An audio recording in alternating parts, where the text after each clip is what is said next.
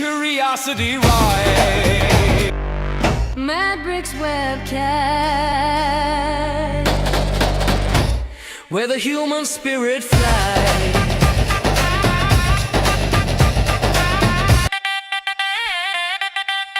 Mad Bricks webcast, where the human spirit flies. Hey, welcome to the Medbix Webcast. Welcome to the Medbix Webcast. This is Ramana Annamaraju. I'm the host. I have a pioneer today on my podcast today. He's a pioneer in Silicon Valley. I tell you, he is one of the most notable figures in technology side. So you may not know, but I did a lot of work indirectly with his company a long time ago when I was a student in New York. I used to work actually I joined as a master's in computer science, so that's why I interacted his company indirectly. We'll talk about that in a second. But before that, let me introduce you my co-host. She's a bold, beautiful, brainy from Fort Myers. She's joining Dr. Susan Davis. She's a doctor of nursing practice. Welcome, Susan. Welcome Good to the evening, Ramana.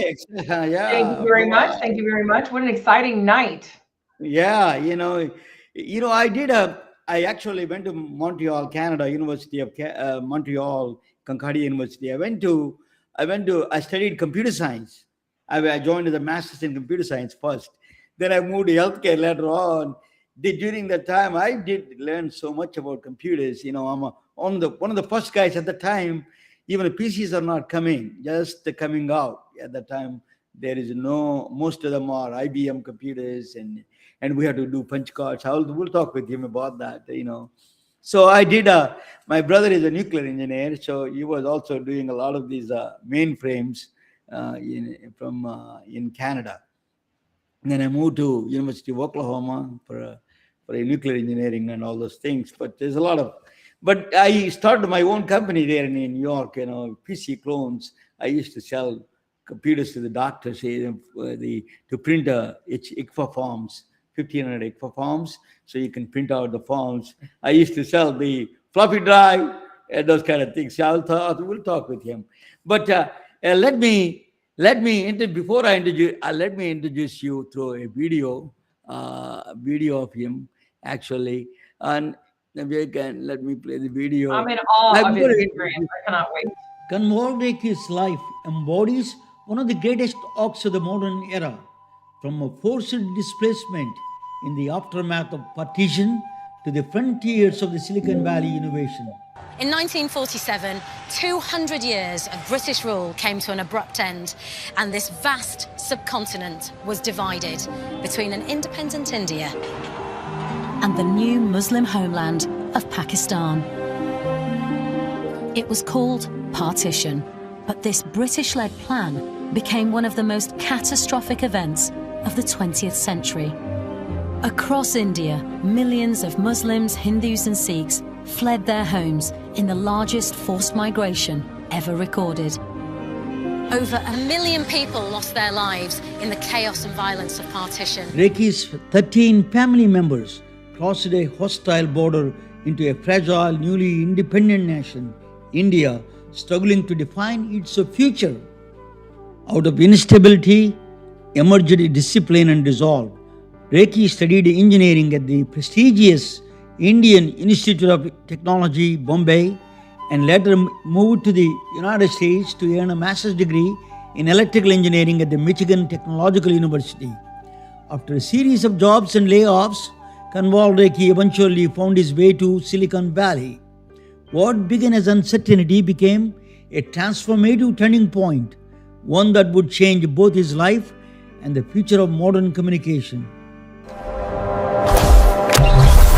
TCP/IP stands for Transmission Control Protocol and Internet Protocol. Sounds technical, but it is the foundational language of the computer communication, enabling machines across the world to exchange information reliably. Modern medicine is one of its most critical beneficiaries. From text messages and emails to electronic health records, lab results, radiology images, and so on. In Silicon Valley, Kanwal Rekhi played a pivotal role in transforming TCP/IP protocol from an academic idea into reliable computer hardware, Ethernet interface card, helping make every computer a first-class citizen of the global network. Every computer able to send, receive, recover from errors and participate reliably. That transformation is what allowed global computer communication and eventually modern digital medicine to scale. Thanks to Mr. Kanwal Rekhi. Kanwal Rekhi became the first Indian American entrepreneur to lead a company to a public listing on the Nasdaq exchange. Why can we change the image and brand of India, Iranians? And the only way you can change the brand of India, Iranians, is by showing to the world, hey, we are as smart people as anybody else.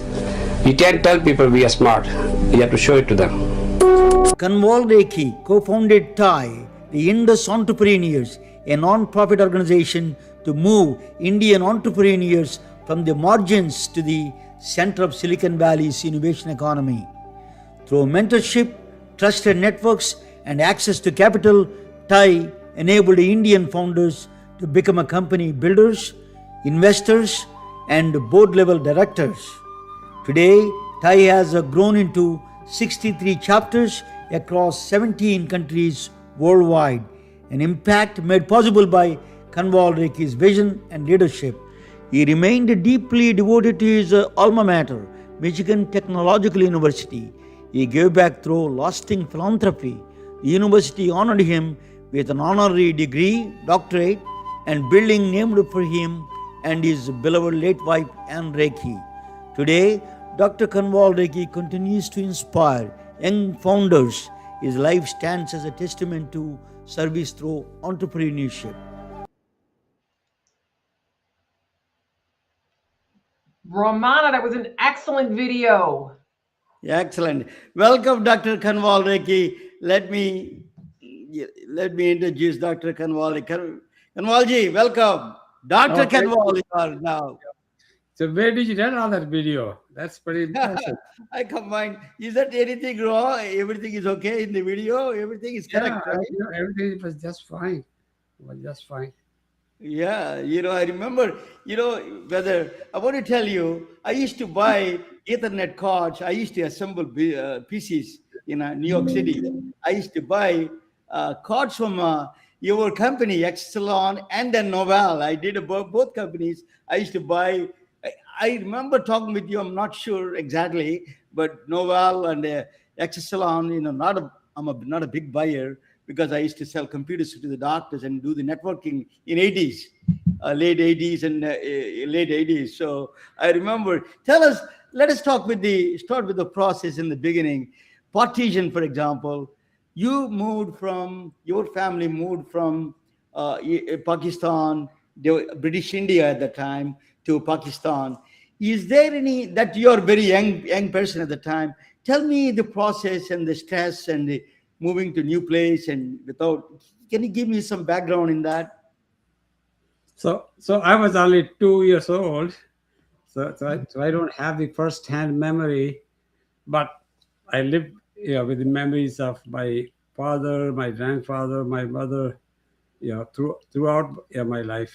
And especially my grandmother, she couldn't believe that they were not going back to their house in Rawalpindi. The British left India in a very shameful fashion. They were there for 200 years, and when they decided to leave, they hightailed out of India in 6 weeks. So of course there was a chaos. There was no plan. There was no, nothing. They announced independence. They drew the line on the map, India, Pakistan, and they left. So of course, 15 million people had to move. 7.5 million from India to Pakistan side, and 7.5 from other side to this side, and 1 million people perished. 1 million people died in the process. It was a very shameful act, and the American historian wrote about that one, that there was no reason for them to do that. And it turns out, the viceroy, Mountbatten, right? Lord Mountbatten at the time. he was competing for the job of head of the defense forces, and he wanted to be back in England, so he would be passed over. And the announcement of independence came something like end of June, and they were out of India by middle of August. It was a but my father was in the army, so we had a little bit of a more orderly exit than many other people, but it was still pretty bad. And we crossed over to India somewhere, I think in September of 47, and I was 2 years old. I was born on September 3rd, and life wasn't settled for me anyway till 1954, 7 years later. We moved every 6 months. Where did you move to? Kanpur, right? Kanpur is where we ended up. So we Okay. came from Pakistan to Firozpur. From Firozpur, we went down to Sikandrabad near Hyderabad. From Oh, there, really?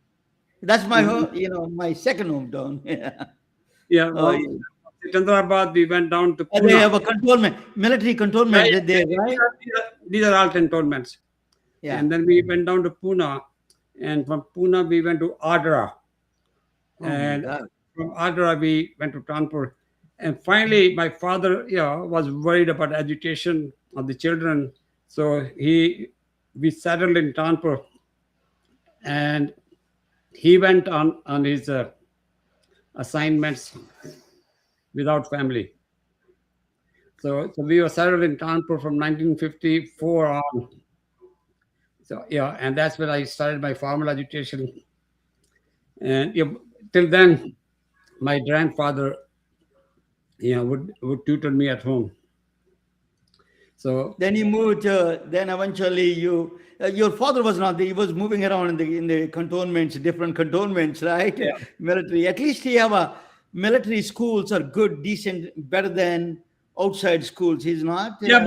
but we weren't there long enough in any one of those areas to Yeah, that's it.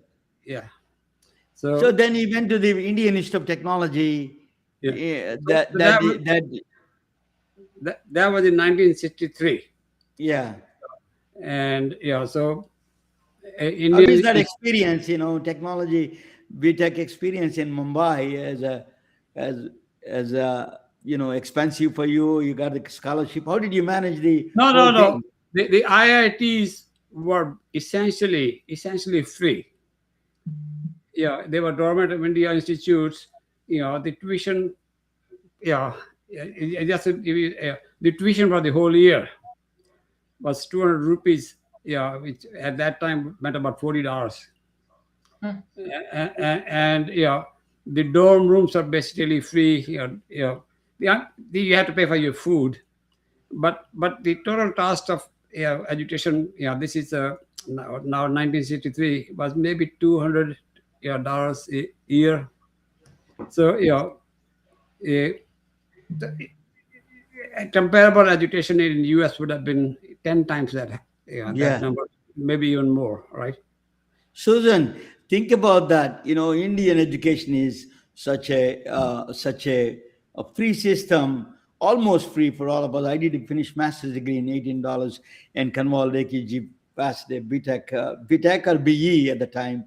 That she passed that with a small amount of money. It is the American system. That's where India became powerful because of people like Kanwal Rekhi ji. That system is education was an investment. Is not a lot of people think in this country education should be enterprise. But let me ask you, Kanwalji, what do you think of in this country's education system? Why they make it so expensive even for Americans? Tell me a little bit about that. What do you think about it? So so a couple of things, right? Yeah, the education in America was not always this expensive. Yeah, someplace along the line, yeah, I don't know which year. Yeah, when I went to Michigan Tech, the annual tuition was $2,000 for master's degree.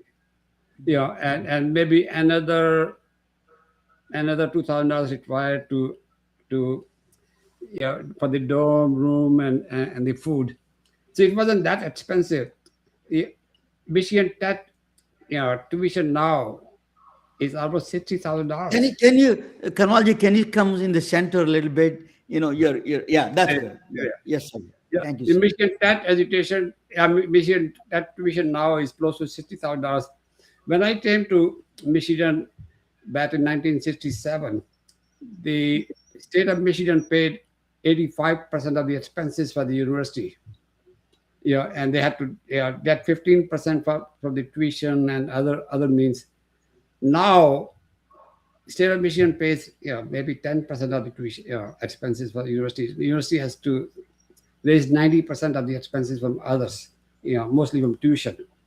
And somewhere along the line, the U.S. had this notion of loans, student loans, where they loaded up the student with a massive amount of loans.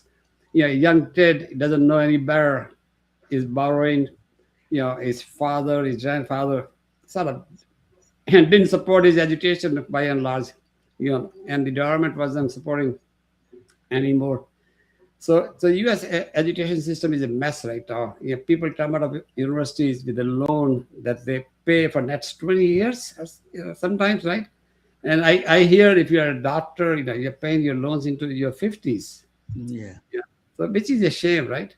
It's a shame. Yeah, Yeah. absolutely. So this is a become enterprise. Susan, let me ask you the question related to Susan. Kind of, I can ask question. Did you feel during this time, because you went through, your family went through partition, your father and mother, did you feel that trauma inside in your family? Anything? Is there any trauma for the partition carried in your life, you think, anywhere? There was no time to worry about trauma or anything. Life goes on. You have to put the food on the table. Children have to be educated. Bills have to be paid. So the refugees from Pakistan, they were very well off when they were there. They were educated people. They were professionals. So when they left everything behind and ended up in India, they still had their skills. They still had their energy. And so they just had to jump in and do whatever needed to be done, to survive. And places like Kanpur, and Delhi, were energized by these Punjabi refugees who were high energy people, highly motivated people. Kanpur was a sleepy town, and Kanpur became, 100,000 people came to Kanpur, at the time of partition. 100,000, which basically, was like 20-30% of the population of the city at the time. So there was no time to worry about, what you left behind. What would you do? You just had to, Yeah. move on. And that's what we did. So our parents, showed us the way. You can't, sit back, look around for help. You just have to do whatever needs to be done. Yeah. Ramana, that resilience, that story, that pilgrimage, that's the step by step that led to what we're seeing in this great man here today. I don't think many people in the States or in school or in education have had any such of a start. They don't have roots such as this that builds such strong foundation of resilience, of which there is no time to do anything other than go forward, onward and upward. Look at what he accomplished from 47 to 63 alone. So I'm standing by for the rest of this wonderful story. Thank you. That's an amazing. Yeah, absolutely. Yeah. By the time, early 60s, I think being a refugee was not seen as a badge of honor. that you were no more refugee, you were no more dependent upon anybody else, was the way to define yourself. And so the the government of India was very generous. They were very generous. They provided a lot of help, but government of India was very poor, so they couldn't really provide that much help, right? So they did whatever they could. But by 1960s, most of the refugees were doing fairly well in India. Yeah. Kanwalji, I wanted to ask you that you moved from Florida, Fort Lauderdale, journey to Silicon Valley. Tell us a little bit about that journey. How did you end up in Fort? What you're doing in Fort Lauderdale anyway? So I started in Michigan, right? And my first job was in New Jersey. So I went to New Jersey in 1969, and I was there for 7-8 months, and I lost my job. 1970, 69, 70 was a very bad time. If you go back and look at the history, Nixon had become president in 68 fall. Right. Vietnam War was winding down. Space program was winding down. The U.S. economy was in a very bad shape. So in our industry, in the computer industry, the mini computer industry was being shaken up by there were 30, 40, 50 startups, and a winner was emerging in digital equipment. That was the winner. So other companies are failing. My company shut down. So I was there 7 months on my first job. Then I got a job with a company in Fort Lauderdale, a company called SCL, Systems Engineering Labs, which was a supplier to NASA, computers to NASA. And so I was there for 7-8 months, and they went out, they got in trouble. And Again. Because NASA was turning back. There was no plan beyond the Apollo program to put the man on the moon. There was no follow-up program. The space shuttle was 10 years away. Space shuttle was 10 years away. So for 10 years, NASA was laying off people, and NASA was a very big buyer of computers and a very big employer of engineers. So I got laid off second time. Then I took a job with a large company called RCA Computer Systems. RCA is the owner of NBC, was the owner of NBC. The phone record company, right? Yeah, in Master's Voice. But very people know RCA was a owner of NBC, Banquet Food, Hertz, Rent-A-Car. They had 20 companies like that. And they were in trouble. So they were in trouble. So I got laid up third time. Within 2 years, I got laid up third time. And I had gotten married. There's a story that I want to tell there to Anne. In 71 earlier, and she and I drove out to Bay Area, Santa Clara Valley at the time, because this is where the stuff was starting to happen. The new chip companies were formed. There was a startup called Intel. There was an Intel startup, AMD startup, National Semiconductor startup. So we drove across the country in my old beat up Chevy, and we arrived here around first week of December in 1971. So it's been 54 years since we arrived here, and and then I found a stable job, and I did fairly well in that job. So and I were married in March of 71. She and I were pen pals when I was in India. There was this New York World Fair, in 1965, where a Parker Pen had a pavilion. Yes. They offered to match you up with the people all over the world. So she had gone to that New York World Fair, and she signed up to find a pen pal, and I had signed up to find a pen pal in India, and we were matched. And so we were writing to each other for several years. With no thought we'll ever meet. And then I'm here in the US and we are still writing to each other. And eventually, she said, "Oh, I want to meet you." She came to see me, in Fort Lauderdale. When I just moved after my second, layoff, after my first layoff, and we were, there for 2 weeks, and I said, "Let's get married." And she said, "We just met." And I said, "Well, we've been writing to each other for 4 years. We know each other for 4 years." And a few weeks later, she said yes, and so we were married. A few months later, and and so she passed away this year. She had cancer, but we were married for 54 years.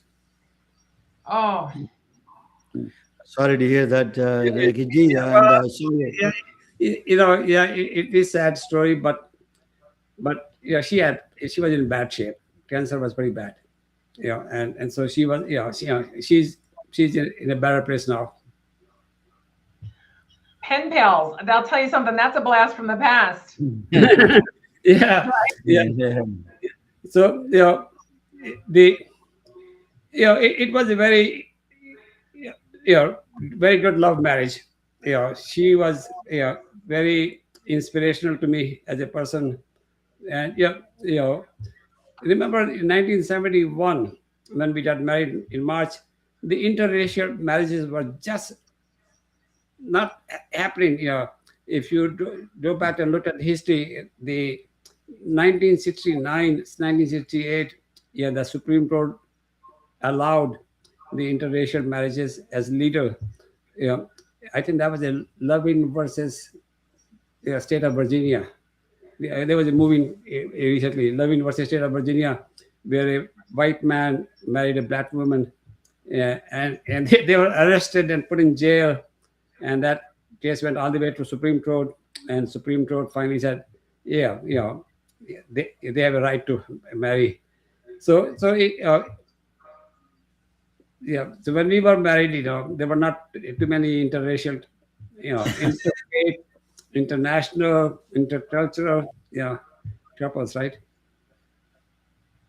So then, after moving to California, that you went into entrepreneurship, right? So how is your friends and family took that? We have a stable job, and then tell me the journey of entrepreneurship. That was 11 years later. Yeah, I arrived in 1971. We having been laid up 3 times. We were looking for more stable setup. Which we found. We bought a house. We had 2 children.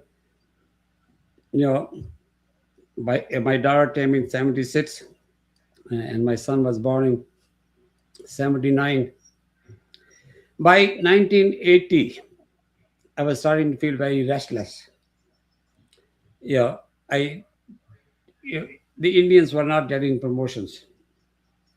I was very good at what I was doing, but everybody else was getting promotions, and I was, feeling, left behind. And I said, I am only 34, 35, and if I don't move up, the ladder, I'm going to be stuck. And that eventually said, they are not going to promote me, so I have to go do it myself. And that was the starting point. So IBM PC was announced in 1981. 1981 September, when the IBM PC was announced. And so also I realized this PC will have to network with mainframes and mini computers. And that's what I decided to do. So that's after moving to Ethernet. Tell us your journey to Ethernet card. Ethernet. I used to buy. You don't know. I used to buy from Novell Ethernet card. Yeah. I used to be in New York City. I used to assemble computers for a Guru. I don't know whether you remember or not. Guru computers, a small. Yeah. See, those were very dynamic years, right?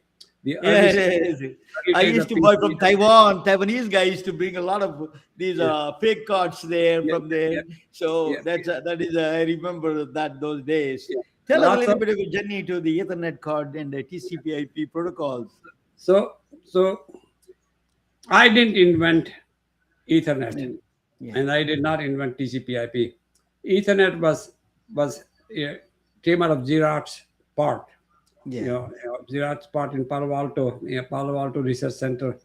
You know, they came up with this protocol called Ethernet, for future networking, and they put that in public domain. And TCP/IP came out of University of California in Los Angeles, UCLA. Yeah, I didn't know that. Yeah. And it was funded by the ARPA, DARPA, Hmm. grants. So it was sort of government funded network designed for the Department of Defense. So when I started to decide, to do the networking, I looked around. I said, I can build Ethernet boards. The specifications are out, and I can build them very quickly. I can take the TCP/IP protocols and put them together, and I have a networking solution. So I was able to do that very quickly. Like within 2-3 months after I decided to start the company.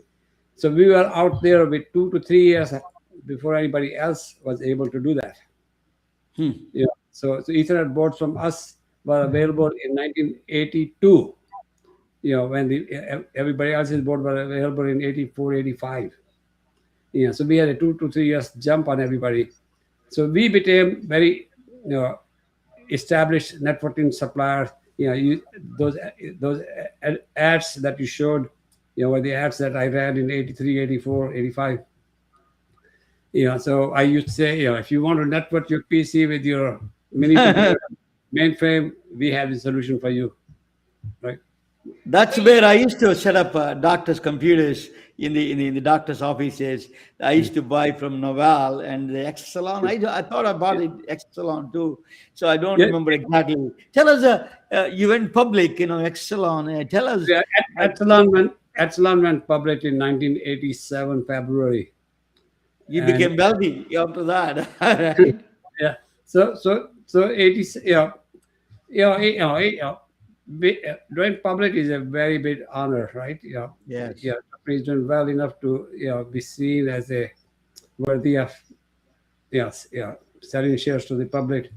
The 87 February we went public. Novell came, and by the way, Microsoft also came to acquire us in 89. They both of them wanted to acquire us because we had lots of technology, we had lots of stuff. They both thought they would need. But a Novell offer was much better than the Microsoft offer at the time. So we merged with Novell in 1989 summer.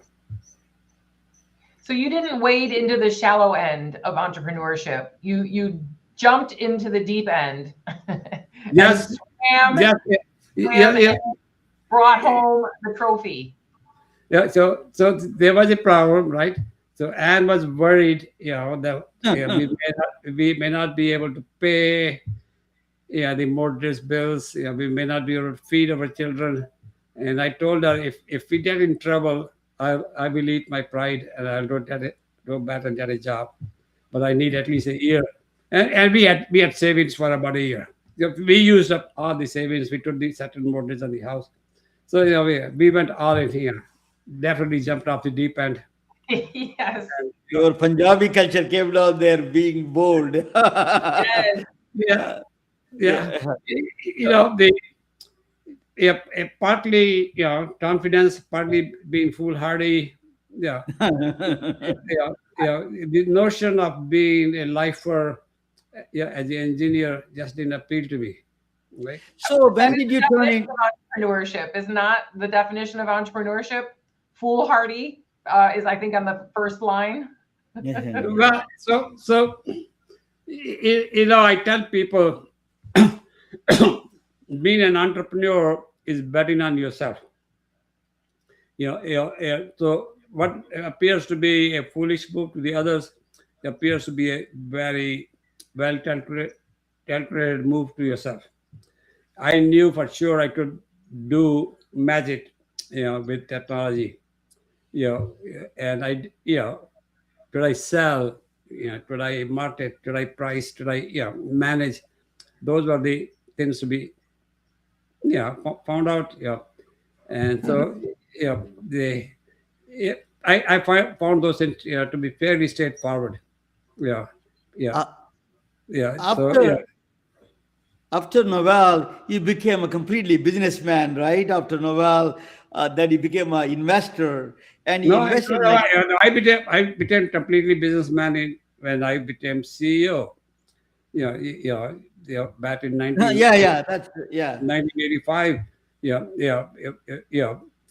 As a CEO, you worry about business, sales, you worry about, margins, you worry about, yeah, yeah, your management structure, right?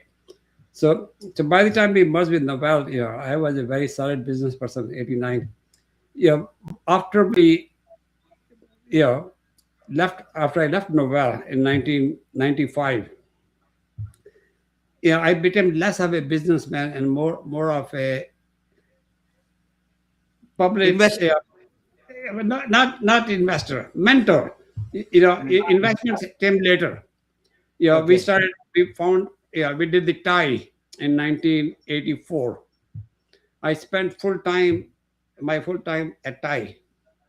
So I wasn't, out to invest. I was helping young entrepreneurs, mentoring them, helping them, sharpen their thinking.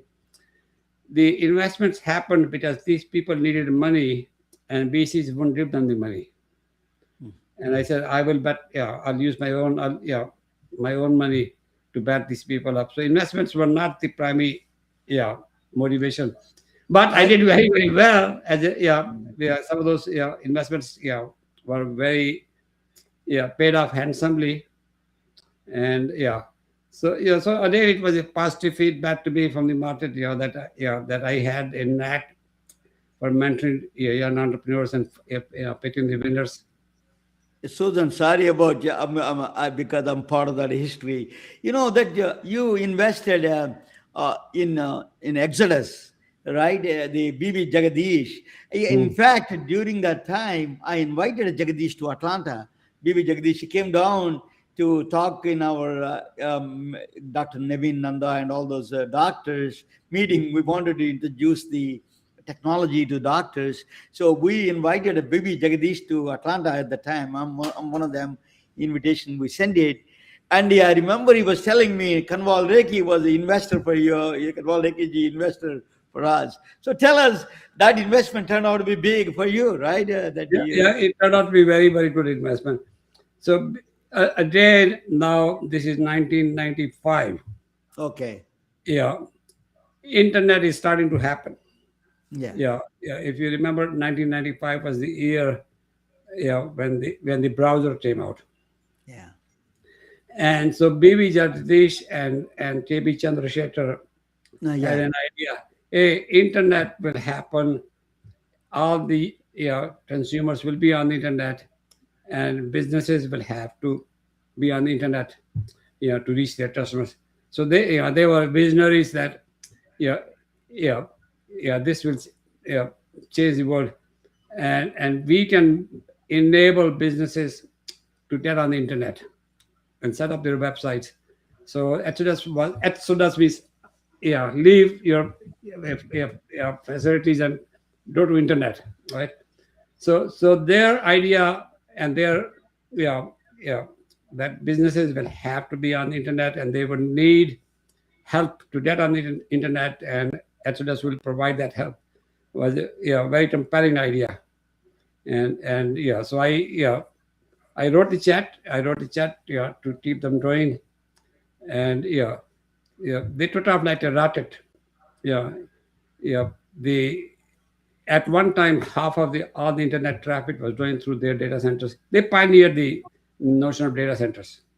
I visited the center actually. BB Jagadish invited me to. I came down during that time and visited the center. Yeah, it's a big, huge, fascinating place. Yeah. Yeah. BB is still a good friend. He doesn't live too far from here. So let me ask you, Kanwalji, you were Thai, group, but it's a technology indus entrepreneurs, right? A network that you started it to promote Indian entrepreneurs to be in the center stage. You wanted to mentor them, become a businessman. What do you tell us that journey a little bit about it, and how Indians are always wanted to work. I joined as a work as I'm one of the So, not successful, but I'm one of those guys, become an entrepreneur. I was successful one time at least. But go ahead, tell us that so, journey to the so my entrepreneurship. personal journey was very lonely journey. Very Yeah, lonely. even and had trouble believing that I could do things like selling, marketing, managing. Because she knew I was a smart engineer, and she believed in me as an engineer, but she wasn't sure that I was going to succeed in sales, marketing, and other things. So there were no believers. Nobody believed in us.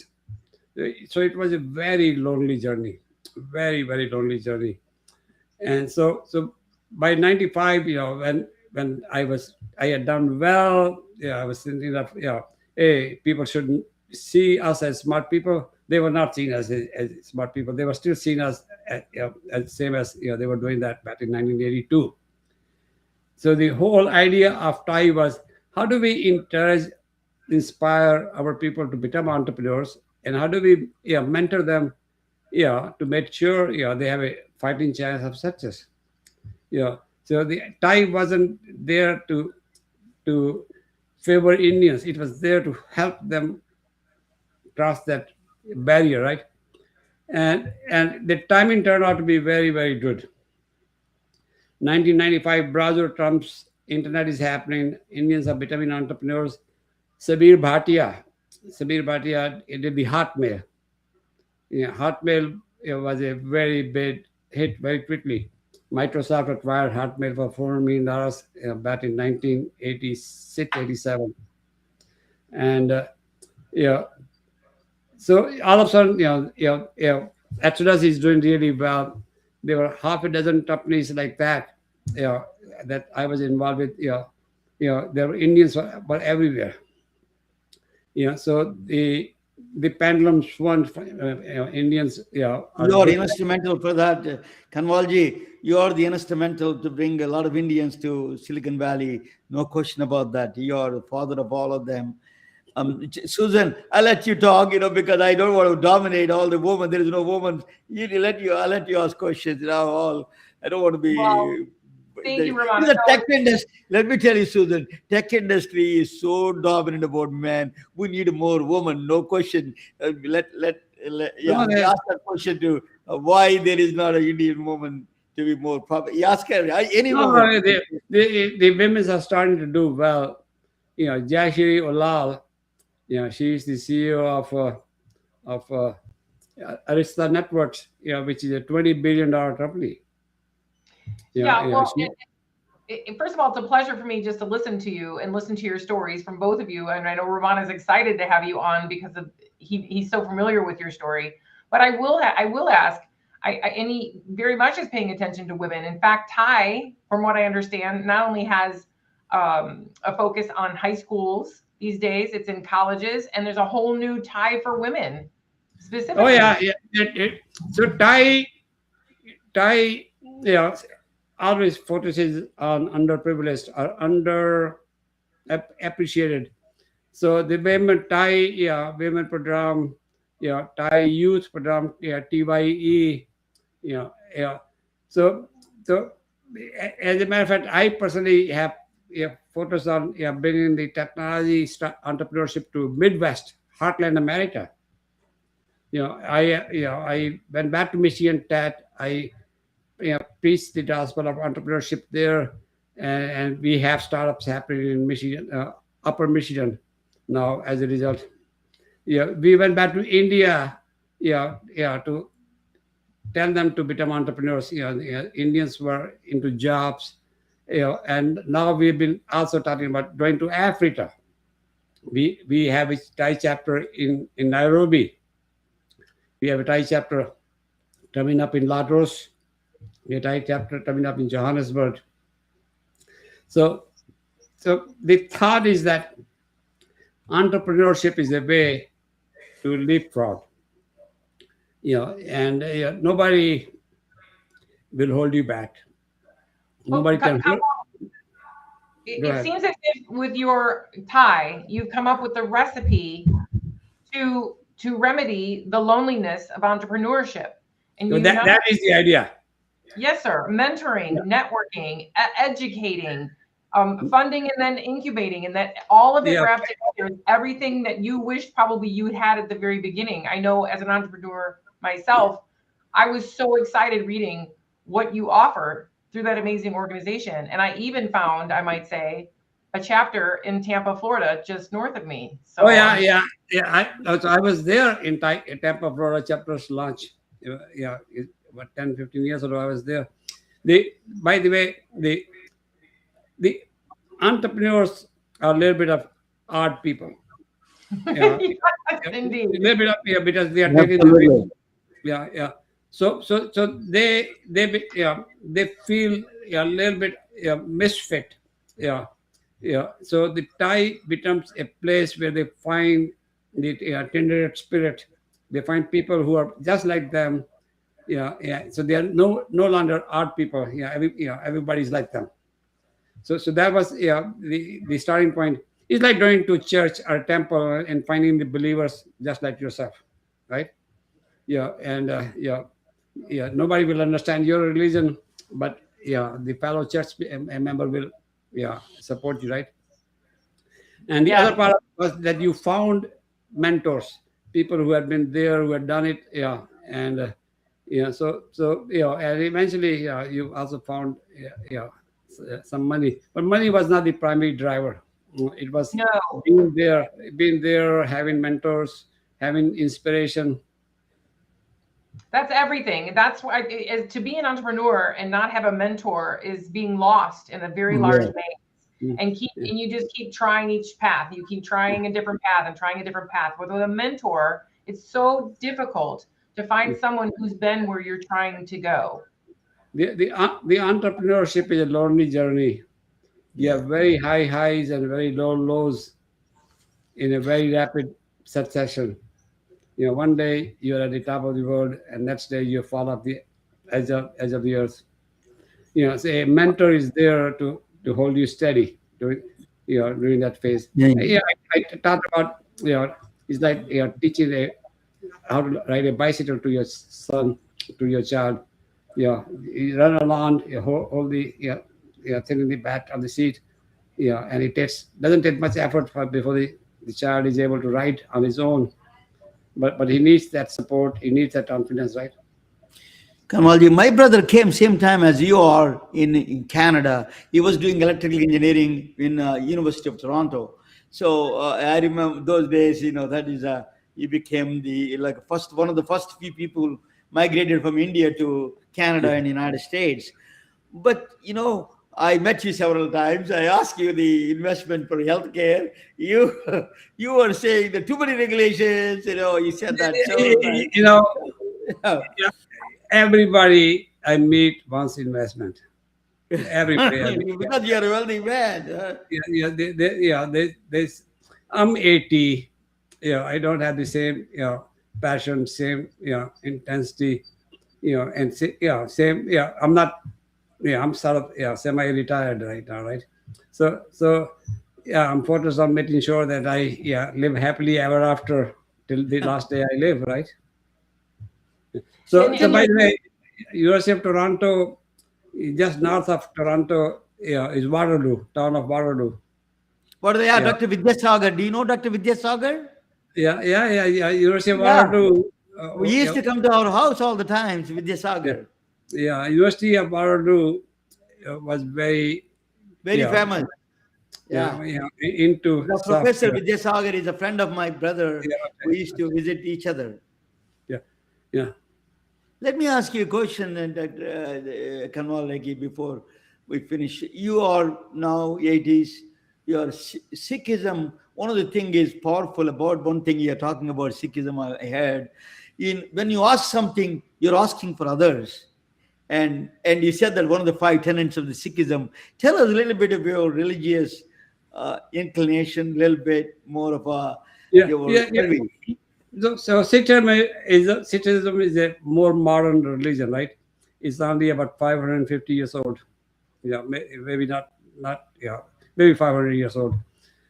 It's a very, if you look at the history, Sikhism came out of Punjab. Punjab was in the northwest India. It was the route the armies took to come to India. The Muslim armies came from Central Asia, from Iran, from Arabia. They would come down, and it was a pretty brutal place to live. The Sikhism started as a resistance movement. How do we fight back? How do we fight back? And that means how do we join forces with all of us here? So Sikhism became very much of a group. Thinking, we are a team, we are a group. So it became a very much of that way. How do we defend all of us? Our wives, our children, our properties. So the religion became very much of a group religion. When you ask for something, you don't ask for yourself, you ask for everybody in the but group. that's beautiful. And that has worked really well. You will never find a Sikh better. You will never find a Sikh person who is who's in a bad shape, because the community takes care of itself. A Sikh temples have a free food for all. Even the temple here in San Jose, free food lunchtime, free food dinner time every day. You can walk in and get a free food. And if you need a place to stay, they will have a room for you to stay. Yeah, absolutely. So Sikhism is a religion of sharing, a religion of paying back, and so as a result, it has done really well. I think that translates well to certain entrepreneurial journeys as well. I think a lot of us start out for that same very purpose. It's to help as many as we can. You said yourself, the money will come later. When you have that resilience and you just keep going, the object is to serve. Yeah, the entrepreneurship is about forming a team. You finding the people to partner with, and you win together, right? It's a rare individual who's a lonely entrepreneur. You need at least 2 to 3 people together in the beginning.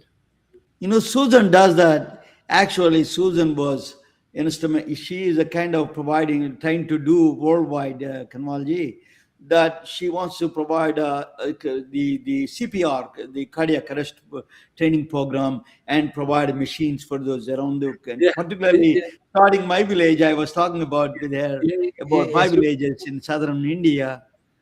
So we have a company. You should look up Tritod, TRICOG.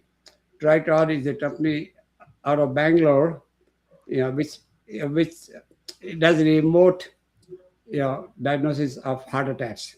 And it's done using AI. This is one of the investments we made. You have to diagnose within like 10 seconds, 15 seconds. To be useful.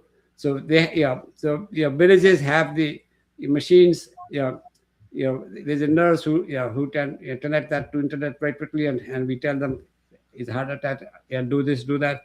So Tritod is providing that. They are doing really well in India and in Africa. Wonderful. Connect with us. I would love to connect with them. Yes, I'd love to connect with them.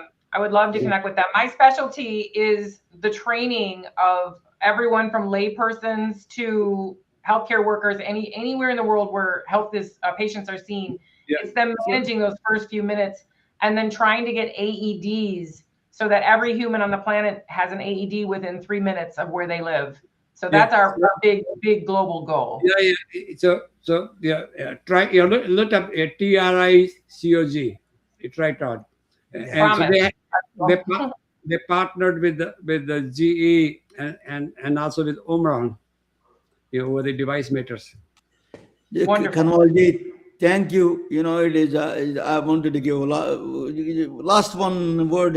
Susan, go ahead and say. Then I will. We want to. I want to play that video one more time at the end, so you can see that again.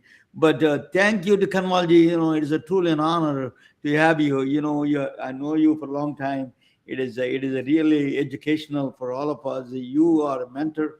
You're not only a mentor, you're a trailblazer in the industry. You took a lot of I tell influence. people, it was. I was lucky that I got laid off 3 times early in my life. It cleared up my head about jobs, the nature of jobs. You can't depend upon jobs. Jobs are, Yeah. you put in your Thank you life. for joining with us. You put So, in your do you life. want to say a final word? I don't want to. I'm just blessed from spending time with you this evening. Thank you so much for sharing your story with us. I think your resilience is something that I admire. And you're fired, and then you got fired, and then you got fired, and then you moved and moved and moved, and look what happened. So this maybe not quite right in the mind entrepreneur